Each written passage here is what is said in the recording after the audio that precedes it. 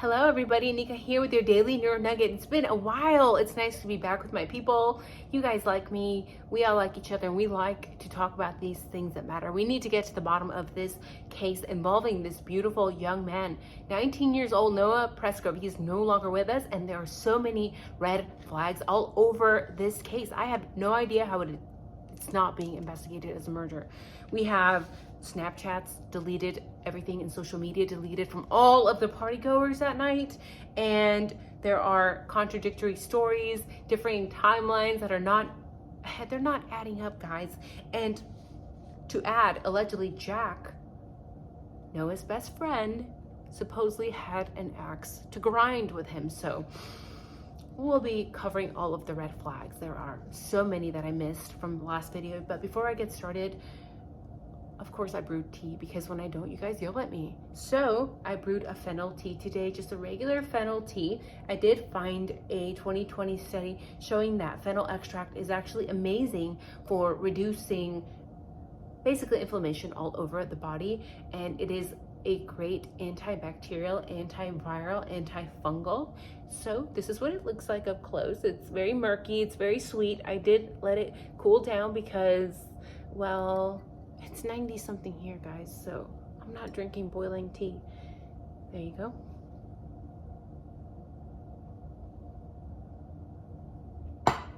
Delicious, very sweet. Now, this case, red flags all over the place, and I have covered the red flags involving Jack, Noah's best friend, but I also want to cover Jack's father today, Caleb. Now, they're just shady individuals, in my opinion. And I know I get a lot of hate when I talk about family members or close friends, but it is so common, guys. When you look at statistics and you realize crimes like these are often committed by people close to the person, usually friends or family members. So it is so important that we rule people out. And maybe we cannot rule them out. And if we cannot rule them out, then they need to be investigated, right? These are my opinions, by the way. Now, Tyler Hardy was one of the truck drivers who found the body. This is what he said. I can say 100% no one messed with the body. He said that the first one that arrived soon after was Jack, and then the fire department. But keep these times that I'm about to mention in your mind, because they don't add up, guys. They don't add up. Now, we know that Noah Presgrove was found with shorts folded next to his body. People also get very sensitive because they're like, well, Ellie could have folded him.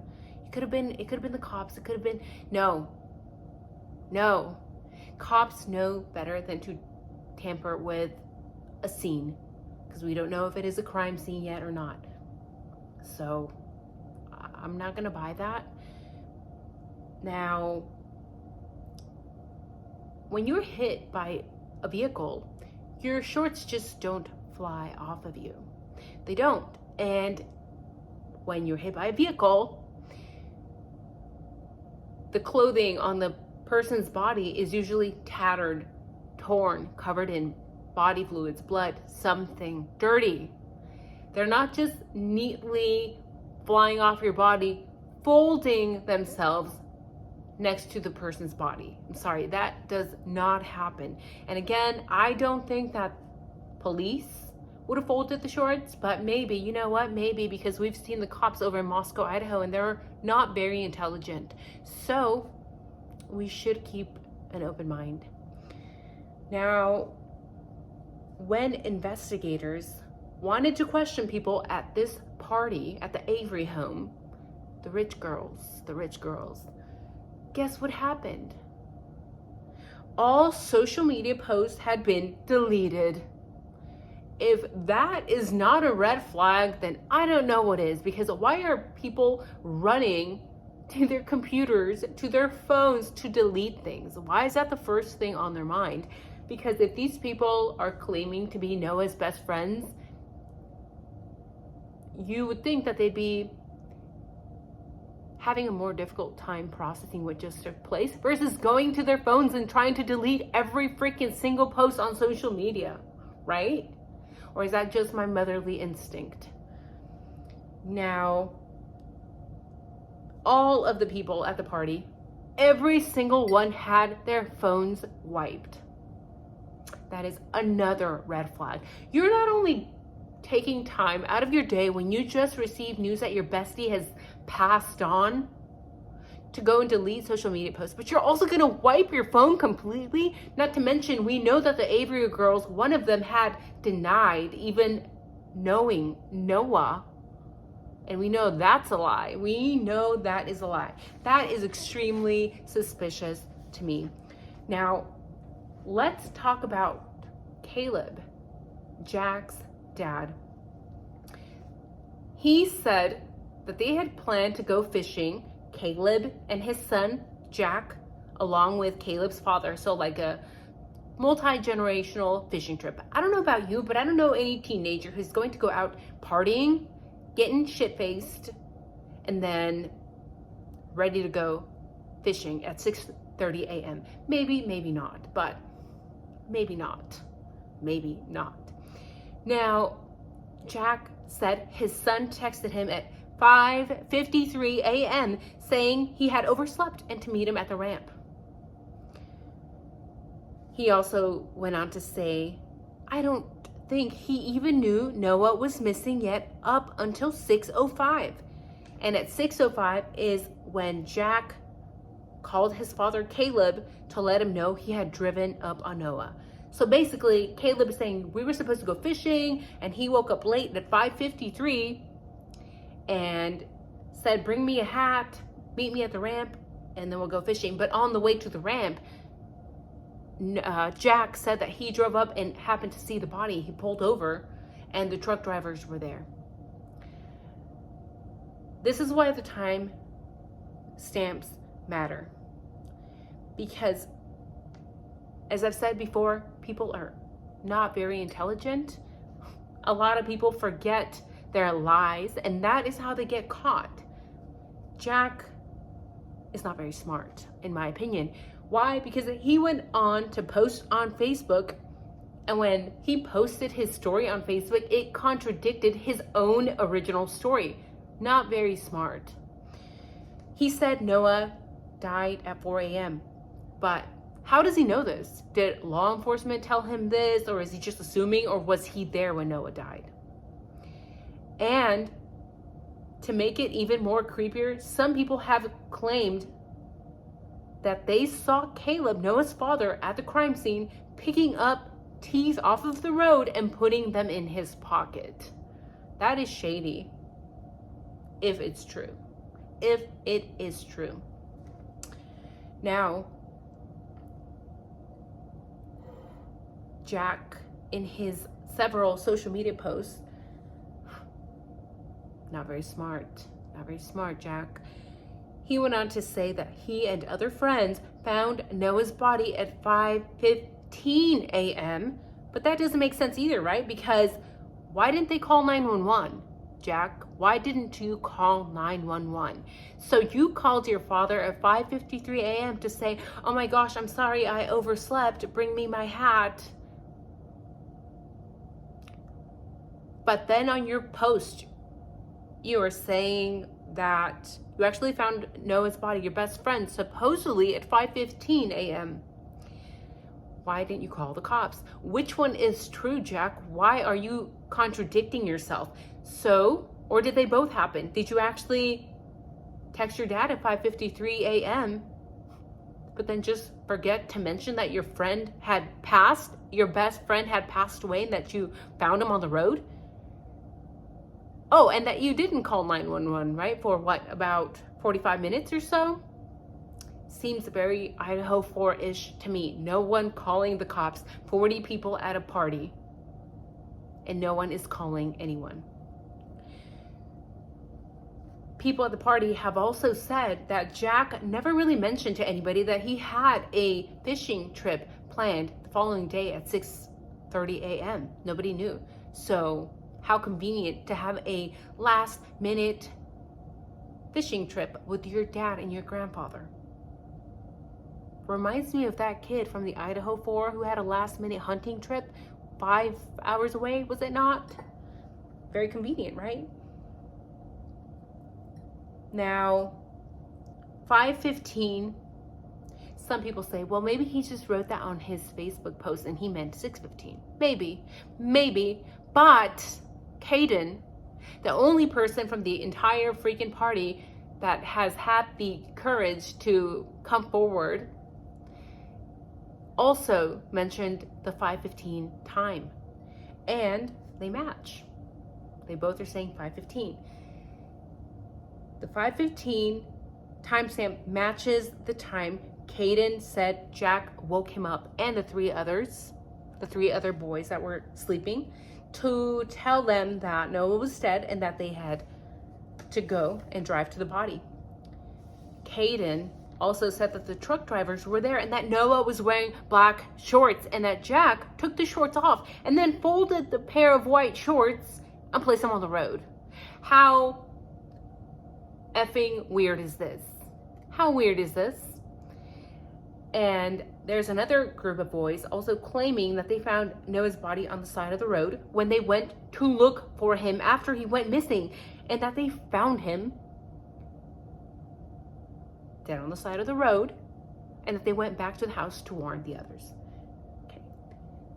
So many contradicting stories, so many people finding Noah's body allegedly on the side of the road before the 5:53 text from from Jack to his father Caleb. Why are so many people saying that they're finding Noah's body on the side of the road at 5:15, but not calling 911? I'm sorry, but very Bethany Funk, very Dylan-esque. Am I not right? I am right. That's just strange. Horrible friends. Even if they had gone back to warn the others, why would that be your first instinct? Because to me, that sounds like they were trying to hide something. Because if I saw my friend on the side of the road, I wouldn't drive back to my house to warn the others. I would call 911. Unless you're trying to hide something. Were they trying to hide something? Now, even more strange is that after Noah's body was found, everyone at the party started deep cleaning Avery's home. In fact, some people say that they were cleaning so deeply that the home smelled for bleach for days on end. Were they trying to hide something? What were they trying to hide? And don't forget, guys, the house was never searched because they thought originally that it was a hit and run. So they never bothered to search the home. And another concerning rumor about Caleb, the father, is that he was doing some physical things with minors. We know that this party had a lot of illegal activities going on. There was probably drugs. We know there was alcohol. We know there were minors drinking. We know there were minors carrying weapons. We see a young man in the background with a rifle, and there were guns all over the house. Not a smart combination. But then on top of that, if this rumor is true about Caleb doing something with a minor in a bedroom and Noah walked in on them, that's a problem, because then that could also be motive, right? If Caleb could have been afraid of being exposed by Noah and whatever was taking place in that bedroom. Not to mention, we know that Jack was already pissed off at Noah because Noah had been talking to his girlfriend in a corner of the house party. So it just goes to show that 40 plus people at a party, nobody's talking. Just goes to show that you can't really trust people, even though you may call them your friends. There are so many cases recently, so many young women. What was the name? I forget her name. The girl that had all these supposedly amazing friends that was then murdered in Mexico by them out of jealousy. That happens, people. It's becoming more and more common, and it is sick. It is sad. What are we to do with this? What's very strange from this case to me is that it is so close to the Idaho 4. We have a lot of friction between young people. We have alcohol. We have illegal activity potentially. And we have potentially creepy parents trying to cover for their children or maybe for themselves. And in Noah's case, Noah was at this party. It was a long weekend. It was a long weekend. So he had been at the party from day one. He left the party after being there a couple of days. He went back home. And then he was called by his best friend, supposedly, to come back to the party. And then just dropped him off. Why would you call your friend to come back to a party if you are just going to drop him off and then come back later? Is that not strange? To me, it doesn't make sense. It almost seems like they were leading the lamb to the slaughterhouse. And it just reminds me of Kaylee, who was told to come back to the party by Dylan. Right? Strange, yes. Disgusting, yes. Disturbing, yes. Sad, of course. We need to find justice for these young people. And we need to have justice for the family members as well. So you guys take care. Let me know what you think of this case. Do you see any similarities? Do you think that maybe the father is covering for his son? In my opinion, in the interviews that I have seen with Jack, he is very defensive. He is not focused on shedding a tear for his best friend. He's defensive. That's all he's doing. He is worried about clearing his name. That is his priority. So, cheers, guys. Take care. Leave a comment, leave a like. Leave a like. Have a good night.